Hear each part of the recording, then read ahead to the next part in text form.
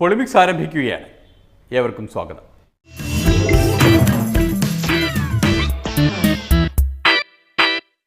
അങ്ങനെ ഒരു ഇടവേളയ്ക്ക് ശേഷം കോൺഗ്രസിനകത്തെ കളിതമാശകൾ ആരംഭിക്കാൻ പോവുകയാണ്.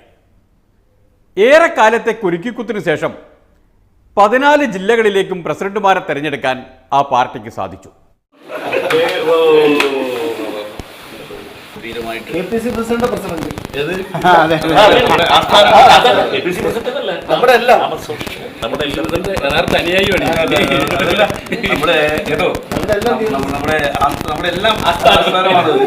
ഞാൻ ഇന്നലെ നേരെ ഇവിടെയാണ് വന്നത്. ഇവിടെ വന്ന് ഞാൻ പ്രസിഡന്റ് ഇല്ലെങ്കിൽ ഞാൻ ഇവിടെ വന്ന് ഒരു മിനിറ്റ് ഇരുന്നിട്ട് ഞാൻ പോയി. ഈ കഥാപാത്രമാണ് നെയ്യാറ്റിൻകര സനൽ, തിരുവനന്തപുരം DCCയുടെ പ്രസിഡന്റ്. പ്രസിഡന്റ് ആക്കാൻ പോകുന്നു എന്ന വിവരം കിട്ടിയപ്പോൾ രാത്രി തന്നെ ഓഫീസിലെത്തി 1 മിനിറ്റെങ്കിലും ആ കസേരയിലൊന്ന് ഇരുന്നു. നേരം വെളുക്കുമ്പോഴേക്ക് തീരുമാനം മാറിയാലോ എന്ന് പേടിച്ചായിരിക്കും. കോൺഗ്രസ് ആണല്ലോ, അങ്ങനെയും ചരിത്രത്തിൽ സംഭവങ്ങളുണ്ട്. സുരേഷ്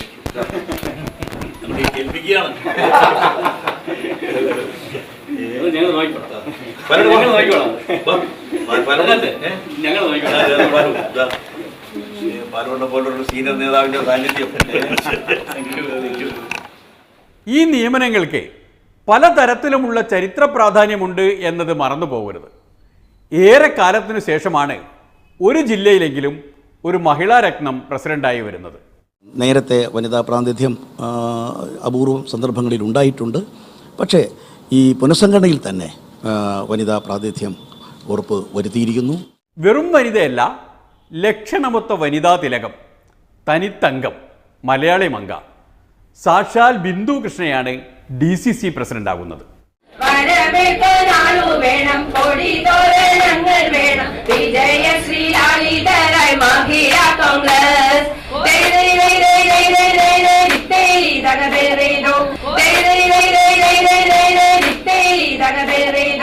ഒരു ജില്ലയുടെ അധ്യക്ഷ സ്ഥാനത്തേക്ക് കുറേ കാലങ്ങൾക്ക് ശേഷമാണ് ഒരു വനിത വരുന്നത്. ഈ കൊല്ലത്ത് തന്നെയാണ് മുമ്പ് ഒരു വനിത ഉണ്ടായിരുന്നത്, ശ്രീമതി സരസ്വതി ഉണ്ണികൃഷ്ണൻ. അതിനുശേഷം ഒരു വനിതയ്ക്ക് പ്രാതിനിധ്യം ലഭിച്ചു.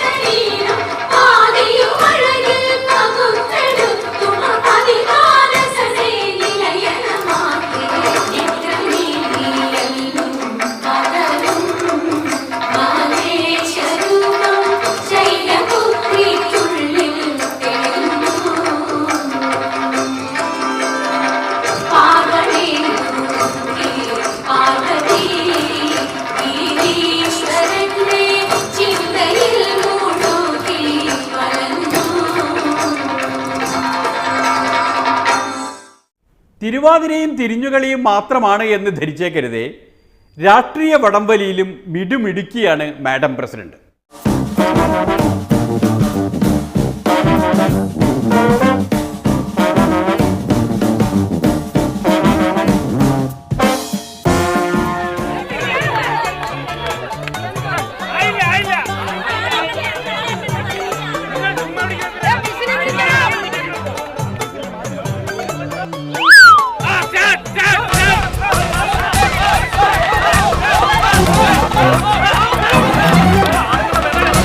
Yeah.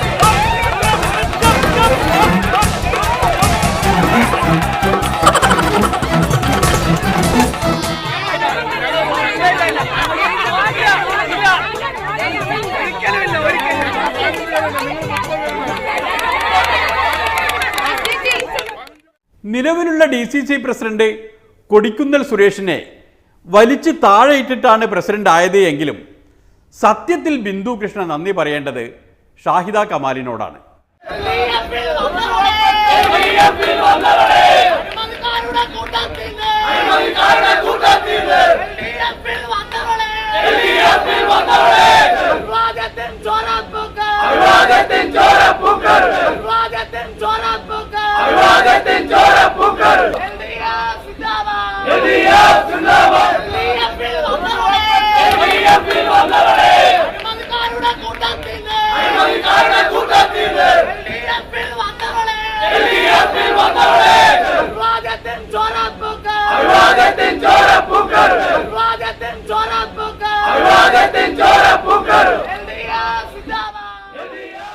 ഒരു വടംവലിക്ക് നിൽക്കാതെ ഷാഹിദ പോയി CPM-ൽ അഭയം തേടിയത് കൊണ്ടാണല്ലോ ബിന്ദു പ്രസിഡന്റായത്. ഷാഹിദ പോയതുകൊണ്ട് മെറിറ്റ് ലിസ്റ്റിൽ ബിന്ദു കൃഷ്ണ ഒന്നാമതായി. മെറിറ്റിനെ മുൻനിർത്തിയുള്ള ഒരു നേതൃനിരയാണ് ജില്ലാ തലത്തിൽ ഇപ്പോൾ കൂടുതലായി വന്നിട്ടുള്ളത്. അങ്ങനെ പൂർണ്ണമായും മെറിറ്റിൻ്റെ അടിസ്ഥാനത്തിൽ മാത്രം നിയമനം നടത്താൻ ഇത്തവണ കാരണമുണ്ട്, രാഷ്ട്രീയ കാരണം. വലിയ വെല്ലുവിളിയാണ് കേരളത്തിലെ കോൺഗ്രസ് ഏറ്റെടുത്തിട്ടുള്ളത്. എന്താണ് ഇത്ര വലിയ വെല്ലുവിളി എന്നല്ലേ? BJP-യും അതുപോലെ CPM-ഉം ഇവിടെ ബാറ്റ് ചെയ്തി റൺ എടുക്കാൻ അതിവേഗതയിൽ റൺ വാരിക്കൂട്ടാനൊക്കെ ശ്രമിച്ചുകൊണ്ടിരിക്കുകയാണ്. അപ്പോൾ ഈ സമയത്ത് നല്ല മികച്ച ബൗളർമാരെ ഇറക്കേണ്ട സമയമാണ്. അപ്പോൾ ഏറ്റവും നല്ല കേരളത്തിലെ കോൺഗ്രസിനകത്തുള്ള ഏറ്റവും നല്ല ഇതിനകത്ത് സ്പിൻ ബൗളേഴ്സൊക്കെ ഉണ്ട്. അപ്പോൾ അങ്ങനെയുള്ള കൊള്ളാവുന്ന ആളുകളെ DCC പ്രസിഡന്റുമാരാക്കി വെച്ചിരിക്കുന്നു. എന്നാലും KC അബു എറിഞ്ഞതിനേക്കാൾ വലിയ ഏറ് T സിദ്ദീഖിന് സാധിക്കുമോ? ഇന്ത്യൻ ക്രിക്കറ്റിൽ ഗവാസ്കറിൻ്റെ കാലഘട്ടം, ഗവാസ്കർ പോയാൽ ആരുണ്ടാവില്ല എന്നൊക്കെ തോന്നിയൊരു കാലം. പിന്നീട് അത് ലിറ്റിൽ മാസ്റ്റർ വരുന്നു. ക്രിക്കറ്റിൻ്റെ ഇതിഹാസമായ സച്ചിൻ്റെ കാലഘട്ടം. സച്ചിൻ പോയപ്പോൾ നമ്മൾ വേദനിച്ചിരുന്നു. പക്ഷേ ധോണി പുതിയ റെക്കോർഡുമായി വന്നു. ഇപ്പോൾ വന്നിട്ടുള്ള കോഹ്ലിയാണെങ്കിൽ തൻ്റെ മുൻഗാമികളുടെ എല്ലാ റെക്കോർഡുകളും ഭേദിച്ച് മുന്നോട്ട് പോകുമോ എന്ന് ആളുകൾ സംശയിച്ചു തുടങ്ങിയിരിക്കുകയാണ്. റാങ്കിങ്ങിൽ 1-ാം സ്ഥാനത്തോ മറ്റുമാണ്. അപ്പോൾ ഞങ്ങൾ നേരത്തെ ഇരുന്നവരല്ല, ഇപ്പോൾ വന്നവരും ഇനി വരാനിരിക്കുന്നവരുമാണ് ഞങ്ങളെക്കാൾ 100% യോഗ്യന്മാർ എന്ന അഭിപ്രായക്കാരനാണ് ഞാൻ. അല്ലെങ്കിലും വലിയ ശരീരം മാത്രമല്ല, അതിനുള്ളിൽ അതിനേക്കാൾ വലിയ മനസ്സുണ്ടെന്ന് KC അബു സാഹിബ് നേരത്തെ തെളിയിച്ചതാണല്ലോ. അദ്ദേഹം എന്നോ പോകാൻ ഒരുങ്ങി നിൽക്കുകയായിരുന്നു. കോൺഗ്രസിന് വേണ്ടി ഇപ്പോൾ ചെയ്യാവുന്ന ഒരു ത്യാഗം, ഈ ഉള്ള സ്ഥാനം കുറച്ചാൾ എന്തായാലും മാറ്റണം. അപ്പോൾ സ്വാതന്ത്ര്യ സമരത്തിൽ പങ്കെടുക്കാത്ത, ഉപ്പ് സത്യാഗ്രഹത്തിൽ പങ്കെടുക്കാത്ത, ഒരെണ്ണ സമരത്തിൽ പോലും പങ്കെടുക്കാത്ത ഇന്നെ വേണമെങ്കിൽ നിങ്ങളൊന്ന് മാറ്റിക്കോളി. അത് ഈ പാർട്ടി രക്ഷപ്പെടാൻ വേണ്ടി. കാരണം നമ്മൾ ഈ കൊപ്പര ഉണക്കുന്ന ഈ കൊപ്പരക്കളത്തിൽ എല്ലാ കാക്കനെയും കൊന്നു വെക്കാറില്ല. മറ്റ് കാക്കൻ്റെ ഉപദ്രവം വരാതിരിക്കാൻ ഒന്നിനെ കൊല്ലും, എന്നിട്ട് അതിൻ്റെ ചിറകോ വാലോ ആട് തൂക്കിയിടും. എന്നാൽ വേറൊരു കാക്കൻ്റെ ഉപദ്രവം ഉണ്ടാവില്ല. പാർട്ടി രക്ഷപ്പെടണമെങ്കിൽ നിങ്ങൾക്കൊരു കാക്കനെ വേണമെങ്കിൽ നിങ്ങൾ എന്നെ അതിനുപയോഗിച്ച് എൻ്റെ ചിറകോ വാലോ എവിടെ തൂക്കിയാലും എനിക്ക് വിരോധമില്ല എന്ന് മാത്രമാണ് ഈ സന്ദർഭത്തിൽ എനിക്ക് പറയാനുള്ളത്. KC അബുവിൻ്റെ വാലും ചിറകും കോഴിക്കോടൻ കോൺഗ്രസ് എന്ന കൊപ്രക്കളത്തിൽ തൂങ്ങിയാടുന്നത് കണ്ടുകൊണ്ട് പൊളിമിക്സ് ഒരിടവേളയിലേക്ക് കടക്കുകയാണ്. അത് കഴിഞ്ഞു വന്നാൽ പുതിയ പ്രസിഡന്റുമാരുടെ വിശേഷങ്ങളാണ്.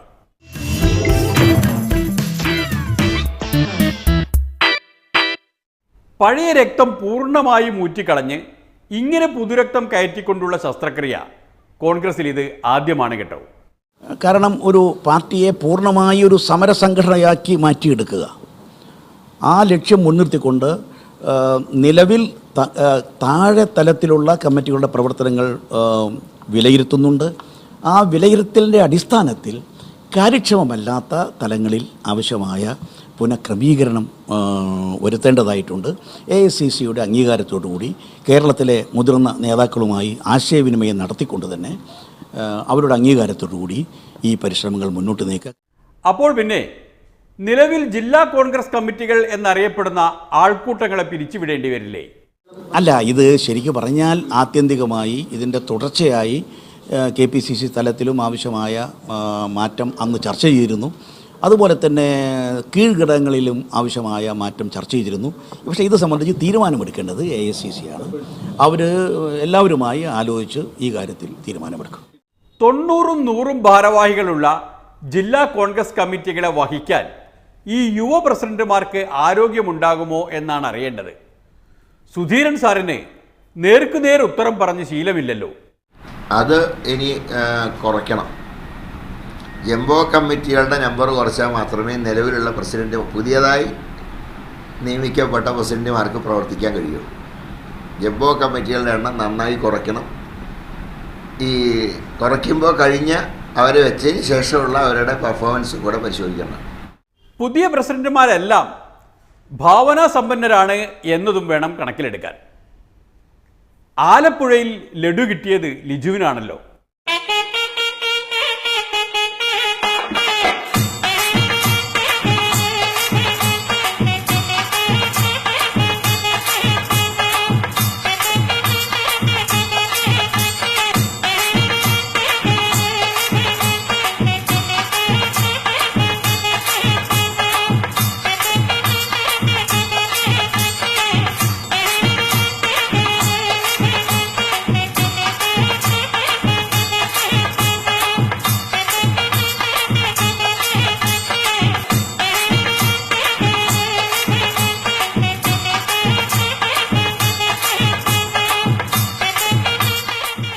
ജില്ലാ കോൺഗ്രസ് കമ്മിറ്റിയുടെ അധ്യക്ഷ പദവി ഒരു വലിയ അംഗീകാരം എന്നതോടൊപ്പം തന്നെ ഒരു വലിയ വെല്ലുവിളിയും കൂടി തന്നെയാണ്. പ്രത്യേകിച്ച് കേന്ദ്രത്തിലും സംസ്ഥാനത്തിലും ഏറ്റവും ജനവിരുദ്ധമായ 2 ഭരണകൂടങ്ങൾ അധികാരത്തിലിരിക്കുമ്പോൾ അവർക്കെതിരെ ജനകീയ പ്രക്ഷോഭങ്ങൾ മുന്നോട്ട് കൊണ്ടുപോകാൻ നേതൃത്വം കൊടുക്കേണ്ട ഉത്തരവാദിത്വം ജില്ലാ കോൺഗ്രസ് കമ്മിറ്റിക്കുണ്ട്. ഞാൻ അതൊരു പൊതുപ്രവർത്തകന്റെ കടമയായി തന്നെ കണക്കാക്കുകയാണ്. പ്രത്യേകിച്ച് പ്രതിപക്ഷ പ്രവർത്തനം ഒരു രാഷ്ട്രീയ പ്രവർത്തകനെ സംബന്ധിച്ച് ആത്മസംതൃപ്തി പകരുന്ന ഒന്നുകൂടിയാണ്. അപ്പോൾ അതുകൊണ്ട് തന്നെ ജനകീയ വിഷയങ്ങളിൽ ഇന്ത്യൻ നാഷണൽ കോൺഗ്രസിന്റെ അടിസ്ഥാന ആശയങ്ങളിൽ ഊന്നിന്നുകൊണ്ട് ആ ആശയങ്ങളെ സംരക്ഷിക്കാൻ, ജനാധിപത്യത്തെയും മതേതരത്വത്തെയും ഏറ്റവും സാധാരണക്കാരോടുള്ള പ്രതിബദ്ധതയും സംരക്ഷിക്കാനുള്ള പോരാട്ടത്തിൽ നേതൃത്വത്തോടൊപ്പം ഞാനും ഉണ്ടാകും. എം ലിജു പ്രസിഡന്റായി വന്ന ആലപ്പുഴ DCCക്ക് വേറെയും ഒരു പ്രത്യേകതയുണ്ട്. അവിടെ DCC ഓഫീസ് 2 എണ്ണമുണ്ട്, പഴയതും പുതിയതും. വേണമെങ്കിൽ ഒന്ന് സ്ഥാനമൊഴിയുന്ന ഷുക്കൂർ സാഹിബിന് കൊടുക്കാം. അദ്ദേഹത്തിനും വേണ്ടേ ഒരു ആരൂഢം. 2 ഓഫീസുകൾ എന്നുള്ളത് കോൺഗ്രസ് പ്രവർത്തകരുടെ ഒരു ചിരകാല സ്വപ്നമാണ്. ഈ ഓഫീസുകളൊക്കെ നേരത്തെ സജീവമായി പ്രവർത്തിച്ചിരുന്നതാണ്. പക്ഷെ കാലപ്പഴക്കം കൊണ്ട് ഉണ്ടായ ജീർണത, അതിൻ്റെ അടിസ്ഥാനത്തിൽ അത് പുതുക്കിപ്പണിയാനുള്ള ഉത്തരവാദിത്വം ഒരു ഘട്ടത്തിൽ എന്നിലേക്ക് വന്നത് ഞാൻ സന്തോഷപൂർവ്വം സ്വീകരിച്ചു. അത് തന്നെ പുതിയ അതിനും അപ്പുറം ഉള്ള ഒരു സന്തോഷം, ഈ തൊഴിലാളി സംഘടനാ പ്രവർത്തനത്തിൻ്റെ ആസ്ഥാന മന്ദിരം, ഇത് INTUC ചരിത്ര പ്രാധാന്യമുള്ള മന്ദിരമാണ്. ഇതൊന്ന് പുതുക്കി പണിയണം എന്ന് വളരെ വർഷങ്ങളായി ആഗ്രഹിച്ചത്. അതിന് ചില പരിശ്രമങ്ങൾ നടത്തി. ഏതായാലും അത് അതിൻ്റെ അന്തിമ ഘട്ടത്തിലെത്തിയിരിക്കും. സമയബന്ധിതമായി ഇത് പൂർത്തീകരിച്ച് തൊഴിലാളികൾക്ക് സമർപ്പിച്ച് ഇത് മുന്നോട്ട് കൊണ്ടുപോകുമെന്ന് ഉറപ്പിക്കാൻ കഴിഞ്ഞൊരു സന്ദർഭത്തിൽ അതുകൂടി നിർവഹിക്കാനുള്ള അവസരം എനിക്ക് ലഭിച്ചതിലുള്ള സന്തോഷമാണ് ഞാനിവിടെ. 2 DCC ഓഫീസുകൾക്ക് പുറമെ ഇനി INTUC ജില്ലാ കമ്മിറ്റിക്ക് കൂടി ഓഫീസ് ഉണ്ടാക്കാൻ പോകുന്നു. ലിജുവിന് അതെല്ലാം സാധിക്കും. അദ്ദേഹം യൂത്ത് കോൺഗ്രസിന്റെ സംസ്ഥാന പ്രസിഡന്റ് ആയിരുന്നുവല്ലോ. യൂത്ത് കോൺഗ്രസിൻ്റെ സംസ്ഥാന അധ്യക്ഷ പദവി അലങ്കരിച്ച 3 പേരെ ജില്ലാ നേതൃത്വം, ജില്ലയിലെ പാർട്ടിയുടെ ചുമതല പാർട്ടി ഏൽപ്പിച്ചിരിക്കുകയാണ്. അതിലൊന്ന് സിദ്ദീഖുണ്ട്, ലിജു ഉണ്ട്, പിന്നീട് ഇബ്രാഹിം കുട്ടി കല്ലാർ. അത് യൂത്ത് കോൺഗ്രസിൻ്റെ ഒന്നിച്ചുള്ള യൂത്ത് കോൺഗ്രസിൻ്റെതല്ലെങ്കിലും യൂത്ത് കോൺഗ്രസിൻ്റെ സംസ്ഥാന അധ്യക്ഷനായിരുന്നു. ഇബ്രാഹിം കുട്ടി കല്ലാർ K. മുരളീധരൻ്റെ DAC ഉണ്ടായിരുന്ന കാലത്ത് അതിൻ്റെ യൂത്ത് കോൺഗ്രസിൻ്റെ സംസ്ഥാന പ്രസിഡന്റായിരുന്നു. അങ്ങനെ ഓരോരുത്തരും ചരിത്രം സൃഷ്ടിച്ചവരാണ്. KSUവിൻ്റെ മുൻ സംസ്ഥാന അധ്യക്ഷനായ സതീശൻ പാച്ചേനിക്ക് കണ്ണൂരിൽ പാർട്ടി പ്രസിഡന്റ് പദവി നൽകിയിരിക്കുന്നു. അത് ഇപ്പോഴെങ്കിലും കൊടുത്തില്ലെങ്കിൽ കാര്യം കഷ്ടമായേനെ. കഴുത്തിൽ കയറിട്ട് നിൽക്കുകയായിരുന്നു പാച്ചേനി.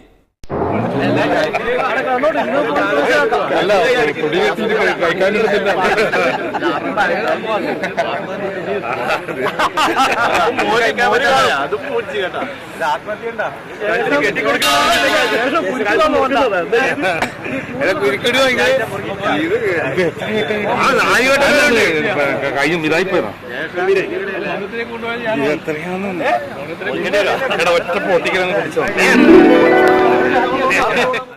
അങ്ങനെ സതീശൻ പാച്ചേനിയും DCC പ്രസിഡന്റായി. പി ജയരാജന് മുന്നിൽ പിടിച്ചു നിൽക്കാൻ പറശ്ശിനിക്കടവ് മുത്തപ്പൻ തുണക്കട്ടെ എന്ന് പ്രാർത്ഥിച്ചുകൊണ്ട് ഒരു ഇടവേളയിലേക്ക് കടക്കുകയാണ്.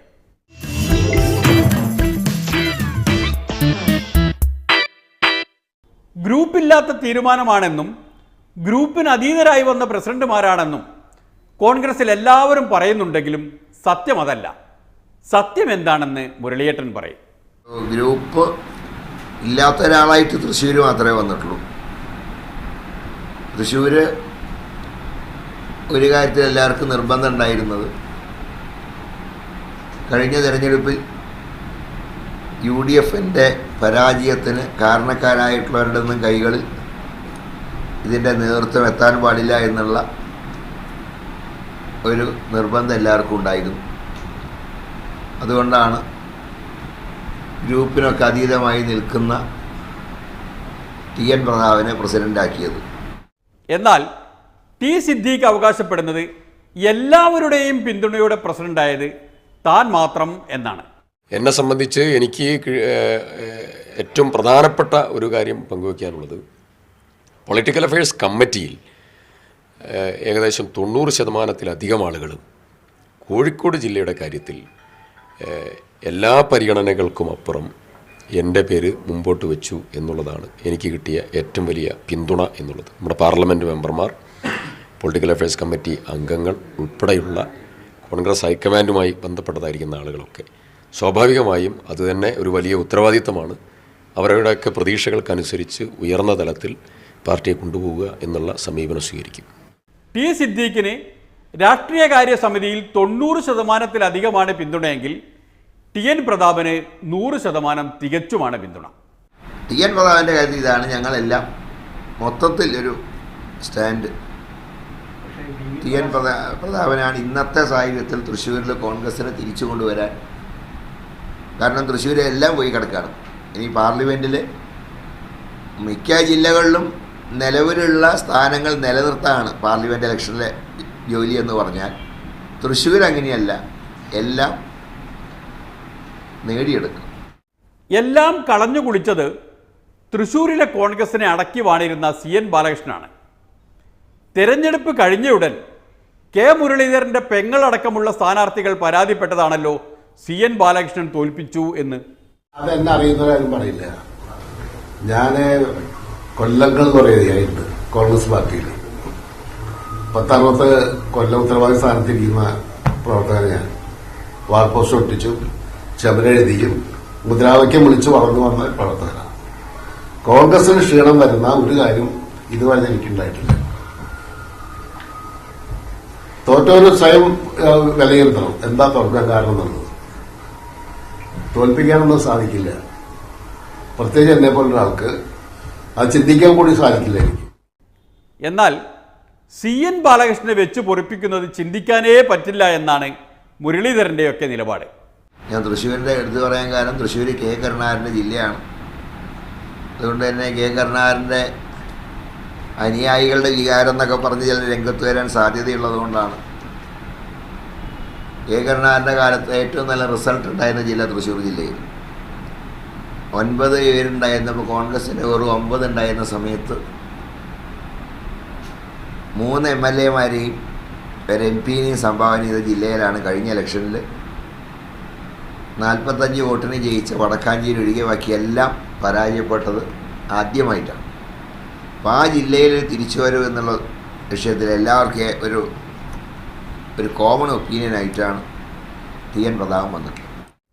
എന്നുവെച്ചാൽ CN ബാലകൃഷ്ണൻ്റെ പൊളിറ്റിക്കൽ റിട്ടയർമെൻറ്റ് ഉറപ്പായി എന്ന് ചുരുക്കം. മൂപ്പർക്ക് ഇനി വീട്ടിലിരിക്കാം.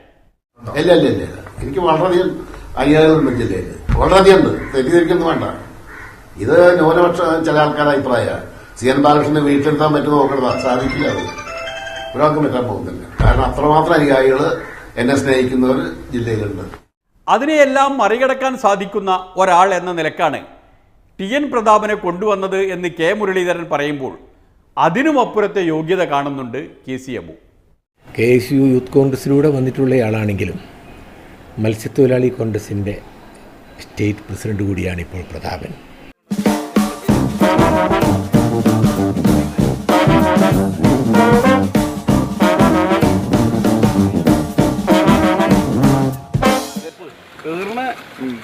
മുഖത്താണല്ല, ആ മുഖത്തുനിന്ന് ഈ പൈപ്പ് കൊണ്ടുപോയി മണ്ണ് എടുക്കുമോ? ആ മുഖത്ത് ഒരു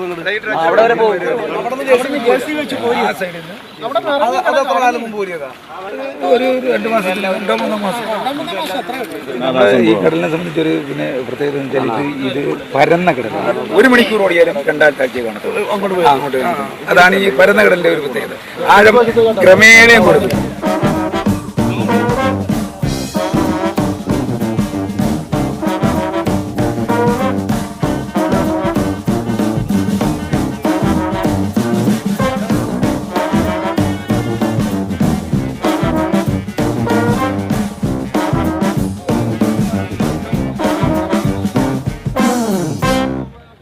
പ്രതാപന്റെ പദ്ധതികൾ പ്രഖ്യാപിക്കാനിരിക്കുന്നതേയുള്ളൂ.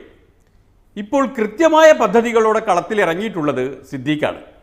മലബാറിൻ്റെ സ്ഥിരാകേന്ദ്രം എന്നുള്ള നിലക്ക് സ്വാതന്ത്ര്യ സമ്പാദന സമരത്തിന് മുമ്പും അതിന് ശേഷവും കോൺഗ്രസിൻ്റെ ഒരു പ്രധാനപ്പെട്ട പ്രവർത്തക നിരയുള്ള പ്രധാനപ്പെട്ട ഒരു ഈറ്റില്ലമായിരുന്നു യഥാർത്ഥത്തിൽ കോഴിക്കോട് ജില്ല. അവിടെ നിന്ന് കോഴിക്കോട് ജില്ല വല്ലാതെ അങ്ങ് പിന്നീട് പുറകോട്ട് പോയി. ഇപ്പോൾ ആനുകാലിക രാഷ്ട്രീയ മേഖലയിൽ കോൺഗ്രസ് വലിയ വെല്ലുവിളിയെ അതിജീവിക്കുന്ന ഒരു കാലഘട്ടമാണ്. അതിജീവനത്തിൻ്റെ പാതയിലൂടെ പോകണമെങ്കിൽ ഒരുപാട് ഉത്തരവാദിത്തങ്ങൾ കൃത്യമായി നിർവഹിക്കേണ്ടതുണ്ട്. തീർച്ചയായും ഇവിടെയുള്ള നല്ല പ്രവർത്തക നിരയുണ്ട്, നല്ല നേതാക്കന്മാരുണ്ട്. അവരെല്ലാം ക്യാരി ചെയ്തുകൊണ്ട് ഒന്നിച്ചൊറ്റക്കെട്ടായി ഒരു പുതിയ പ്രവർത്തന മാതൃക, സമീപനം, കൃത്യമായിട്ടുള്ള പ്രവർത്തന പരിപാടികൾ ഇതൊക്കെ ആവിഷ്കരിച്ച് ജില്ലയിലെ കോൺഗ്രസിനെ ഒരു കരുത്തുറ്റ ജനകീയ ബന്ധമുള്ള ഒരു പ്രസ്ഥാനമാക്കി കൂടുതൽ ഊർജ്ജസ്വലതയോടുകൂടി നയിക്കുക എന്നുള്ളതാണ് ഏറ്റവും പ്രധാനപ്പെട്ട ഉത്തരവാദിത്തം. ആ ഉത്തരവാദിത്തം വളരെയധികം കഠിനമാണ്. തീർച്ചയായും അത് നിർവഹിക്കാൻ സാധിക്കുമെന്നുള്ള ആത്മവിശ്വാസമുണ്ട്. KC അബുവിനെ എറിഞ്ഞു വീഴ്ത്താൻ കഴിയാത്തത് സിദ്ദീഖിന് കഴിയുമെന്നോ? ഓരോരോ സ്വപ്നങ്ങളെ ഒരു പ്രതിപക്ഷ രാഷ്ട്രീയ പ്രസ്ഥാനം എന്ന നിലയിൽ ഭാരിച്ച ഉത്തരവാദിത്വമുണ്ടെന്ന് എനിക്കറിയാം. ഗ്രാമതലങ്ങളിൽ പാർട്ടി ശക്തിപ്പെടുത്താനും ബൂത്ത് തലങ്ങളിൽ പാർട്ടിയെ മുന്നോട്ട് നയിക്കാനും പുതിയൊരു ശക്തിയായി തിരുവനന്തപുരത്ത് ഇന്ത്യൻ നാഷണൽ കോൺഗ്രസിനെ പുതിയൊരു ശക്തിയായി വളർത്തിയെടുക്കാനുള്ള പ്രവർത്തനങ്ങളുമായി മുന്നോറും. ആ പ്രവർത്തനങ്ങൾക്ക് എല്ലാ നേതാക്കന്മാരുടെയും മാധ്യമ സുഹൃത്തുക്കളുടെയും ജനാധിപത്യ വിശ്വാസികളുടെയും പിന്തുണ എനിക്കുണ്ടാകണം എന്ന് മാത്രം അഭ്യർത്ഥിക്കുന്നു. പുറത്തുള്ളവരുടെ പിന്തുണ ചിലപ്പോൾ കിട്ടിയെന്ന് വരും. എന്നാൽ കോൺഗ്രസിനകത്തുള്ളവരുടെ പിന്തുണ അത് കാത്തിരുന്ന് കാണേണ്ടി വരും. അത്രയും നേരമില്ലാത്തതിനാൽ ഇന്നത്തെ പുനഃസംഘടന ഇവിടെ നിർത്തുകയാണ്. നന്ദി, നമസ്കാരം.